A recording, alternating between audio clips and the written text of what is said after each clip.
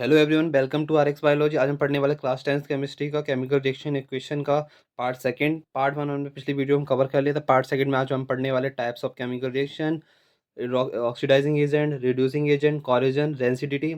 चलिए स्टार्ट करते हैं। टाइप ऑफ केमिकल रिएक्शन में हमारे पास 6 टाइप की रिएक्शंस होती हैं।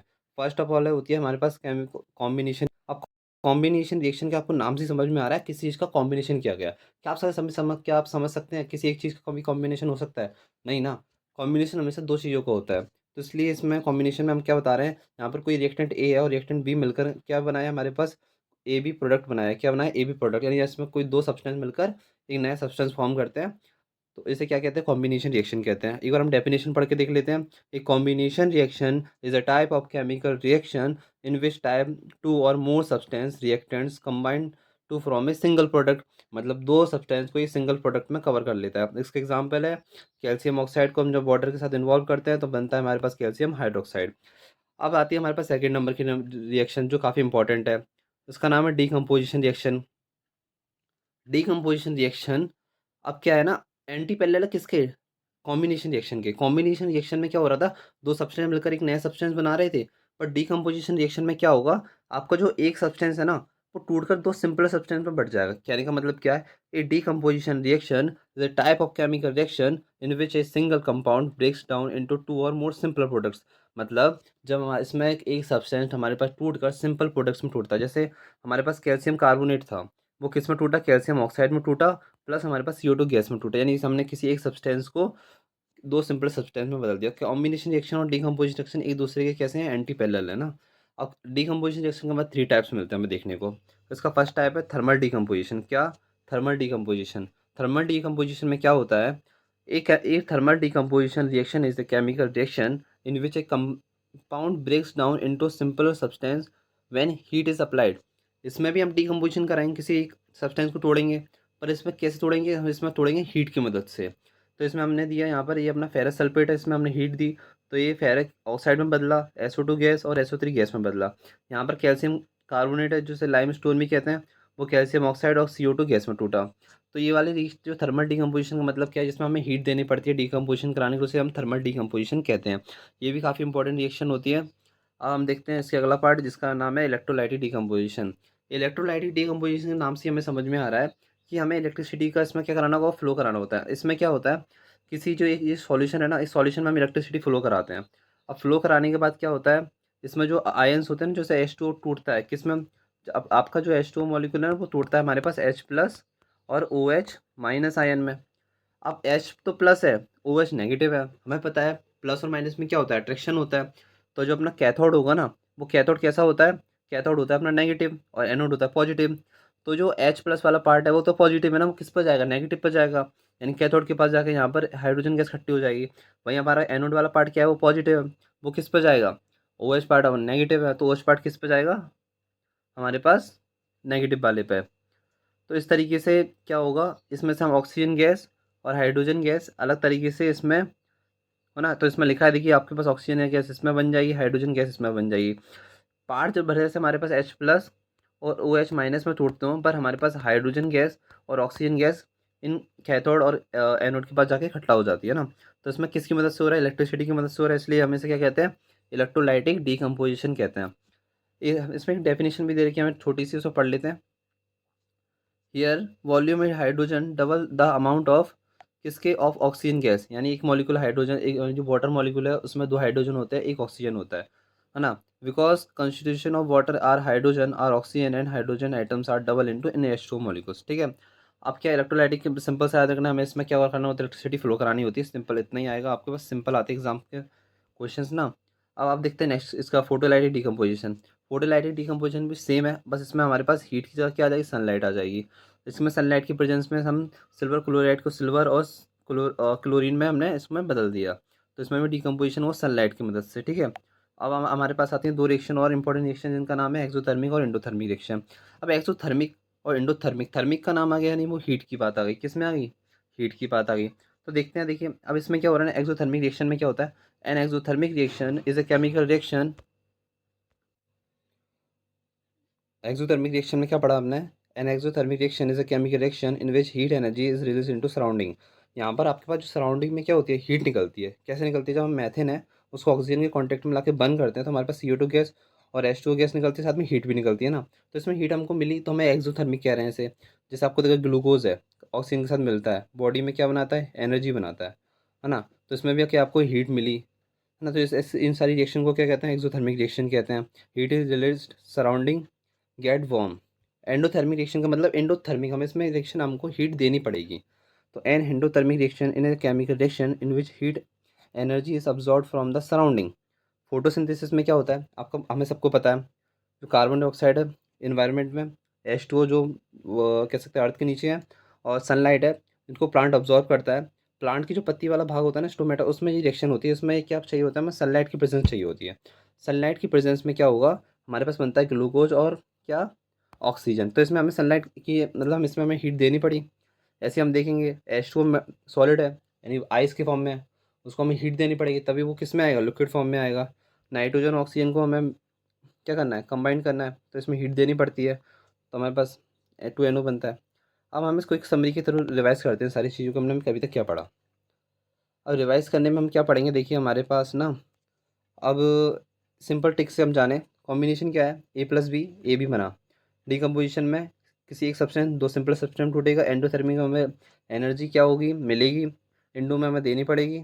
थर्मल में हीट से तोड़ा जाएगा डिकम्पोजिशन। इलेक्ट्रिसिटी में इलेक्ट्रिसिटी के द्वारा डिकम्पोजिशन होगा। और फोटो लाइटिंग में सनलाइट के कह सकते हैं द्वारा आपका क्या होगा, डिकम्पोजिशन होगा। ठीक है, अब हम पढ़ते हैं नेक्स्ट चीज़। अब हम दो रिएक्शन और रह गई हमारे पास, डिस्प्लेसमेंट और डबल डिस्प्लेसमेंट। अब डिस्प्लेसमेंट और डबल डिस्प्लेसमेंट में अंतर क्या है मैं बता देता हूँ। डिस्प्लेसमेंट में क्या होगा आपका, देखिए इसमें the chemical reaction in which more reactive element displace less reactive element from in solution. अब कोई भी एलिमेंट है ना, वो हमेशा एक हायर एलिमेंट के साथ रहना चाहता है। आप लोग भी हो, आप लोग हमेशा किस लोगों के साथ रहना चाहोगे, जो आपसे ज़्यादा ताकतवर हो ना। तो इसमें इन डिस्प्लेसमेंट रिएक्शन में ऐसा ही होता है। कोई कंपाउंड, इसमें देखिए आप कॉपर सल्फेट बना हुआ है, सल्फेट किसके साथ रह रहा है, कॉपर के साथ रह रहा है। बट कॉपर से ज़्यादा जो कह सकते हैं आयरन जो है ना, वो मोर रिएक्टिव है। तो सल्फेट क्या चाहेगा, अगर आयरन मेरे पास आ रहा है तो मैं आयरन को लूँगा ना, तो मैं क्या बनाऊंगा, फेरस सल्फेट बनाया और कॉपर मेरे पास बाहर निकल गया। तो यहाँ पर Fe क्या था, मोर रिएक्टिव था। इसमें जो मोर रिएक्टिव एलिमेंट होगा वो दूसरे से अपने आप को क्या कर लेगा, डिस्प्लेस कर लेगा। यार Fe is a more reactive than copper, therefore Fe displace CO from to COSO4। अब ये सारी चीज़ें आपको रिएक्टिव सीरीज अभी आगे पढ़ रहे हैं उसमें मिलेगी हमें। अब जिंक है, अब देखते हैं कि more reactive element displace less reactive element, बस। अब डबल डिस्प्लेसमेंट रिएक्शन में क्या होगा ना, डबल डिस्प्लेसमेंट रिएक्शन में हमारे पास हम देखते हैं double displacement reaction, a reaction in which new compound are formed by mutual exchange of ions between two compounds. Double displacement reaction में क्या होता है, आयंस का एक्सचेंज होता है। और आयंस जो होते हैं अधिकतर वो हमको सॉल्ट में मिलते हैं। सॉल्ट क्या होते हैं, इनऑर्गेनिक सॉल्ट होते हैं। इनऑर्गेनिक में मतलब जिसमें कार्बन ना हो ना, उसे हम क्या कहते हैं, सॉल्ट कह देते हैं अधिकतर। ऐसे इसमें देखिए जो सोडियम वो किसके साथ गया आपका, क्लोरीन के साथ। और बेरियम किसके साथ आ गया, सल्फेट के साथ में। तो BSO4 2NaCl बनाई। तो ये reaction in which new compound are formed by mutual exchange of ions between two compounds, यानी इनमें म्यूचुअल एक्सचेंज होता है आयंस का। इसे क्या कहते हैं, हम डबल डिस्प्लेसमेंट रिएक्शन कहते हैं। अब डबल डिस्प्लेसमेंट रिएक्शन के बाद हम देखते हैं इसमें रिएक्टिव सीरीज।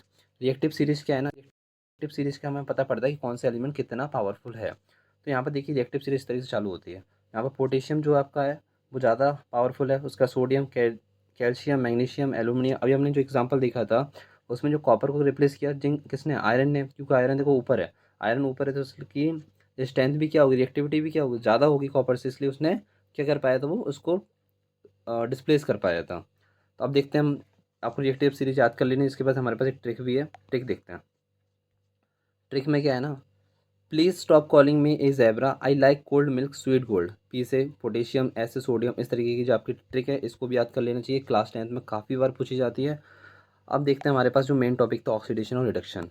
ऑक्सीजन और रिडक्शन में काफ़ी दिक्कत आती है बच्चों को अधिकतर, तो हम देखते हैं इसे।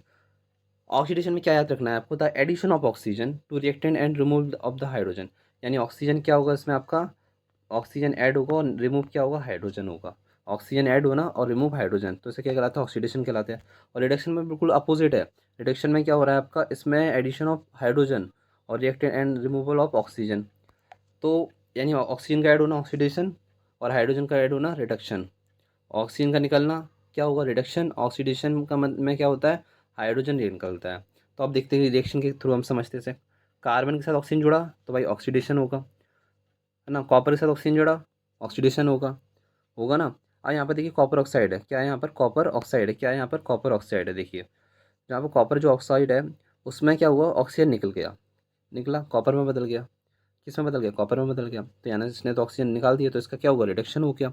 बट वहीं हाइड्रोजन ने क्या किया, ऑक्सीजन का ऐड कर लिया, तो ये क्या हो गया, ऑक्सीडेशन हो गया ना, क्या हो गया ये ऑक्सीडेशन हो गया। तो यहाँ देखो अब बात आती है एजेंट कौन होता है। एजेंट बिल्कुल अपोजिट होते हैं। जो ऑक्सीडेशन करेगा वो रिड्यूसिंग एजेंट है, जो रिडक्शन करेगा वो ऑक्सीडाइजिंग एजेंट है, यानी उल्टा। कैसा, अब देखिए आपका क्या पास क्या हुआ, यहाँ पर Cu है ना, गेट रिड्यूस टू कॉपर, यानी ऑक्सीजन उसने निकाल दिया, तो इसने क्या किया, रिडक्शन किया, पर एजेंट कौन सा है, वो ऑक्सीडाइजिंग होगा।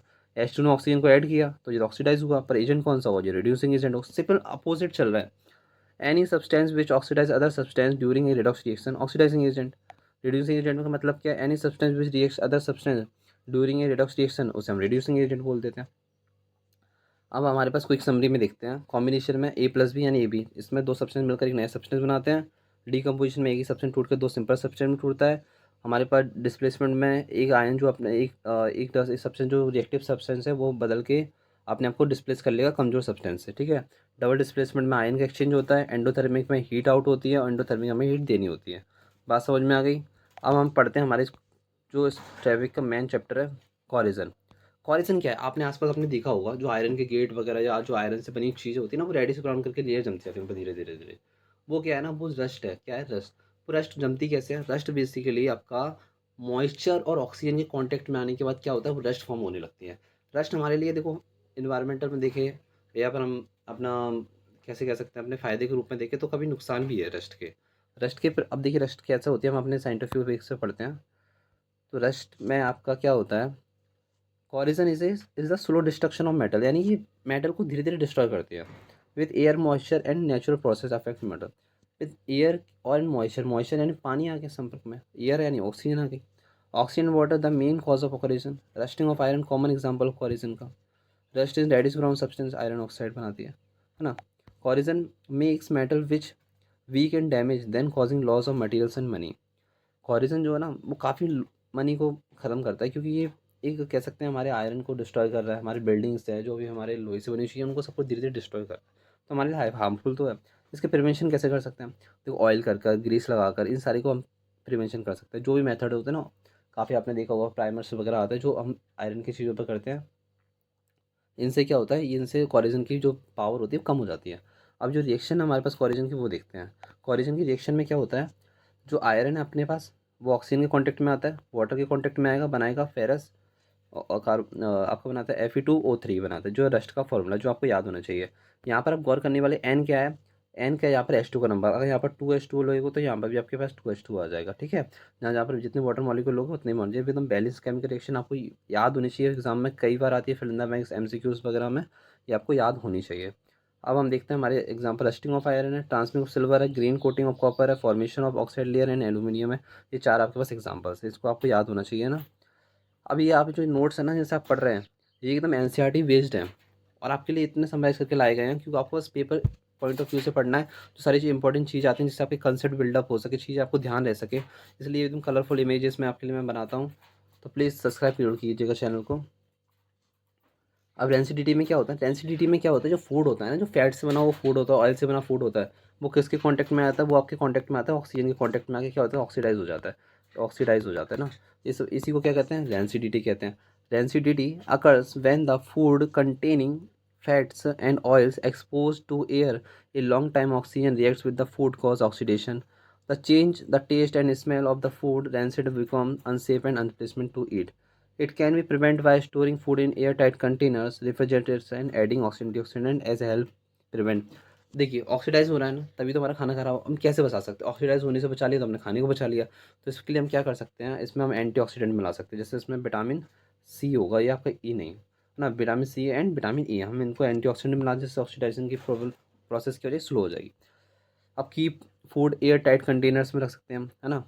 इसमें एयर टाइट कंटेनर्स में हम फूड को जो चिप्स आता है आपको नॉर्मली, वो भी तो फैट ऑयल से बना है, वो क्यों कैसे वो ख़राब क्यों नहीं हो जाती लॉन्ग टाइम तक, क्योंकि उसमें नाइट्रोजन गैस फिल है जो उसको ऑक्सीडाइज नहीं कर रही ना, तो उसको प्रिवेंट कर रही है। रेफ्रिजरेशन में भी आप खाना रख सकते हो जो प्रिवेंशन का ही काम करते हैं। अब देखते हैं हमारे, अब एक सिंपल सा मेथड में देखें, तो हमारे पास collision, slow destruction of metal by air, moisture, density, oxidation of fats and oils in food, charge, taste and smell. देखिए, अब हमने पूरा चैप्टर अच्छी तरह से पढ़ लिया। अगर आपने पार्ट 1 नहीं देखा तो पार्ट 1 जरूर देख लीजिएगा। आपको जो भी कमी लगती है वीडियो में, आप कमेंट बॉक्स में टाइप कीजिएगा, मैं उसको दूर करूँगा आपके लिए। और यहाँ पर क्लास 10 की पूरी सीरीज़ लाई जाएगी। आपके मोस्ट इंपॉर्टेंट जो क्वेश्चन है, प्रीवियस क्वेश्चन है, वो सारे कराए जाएंगे।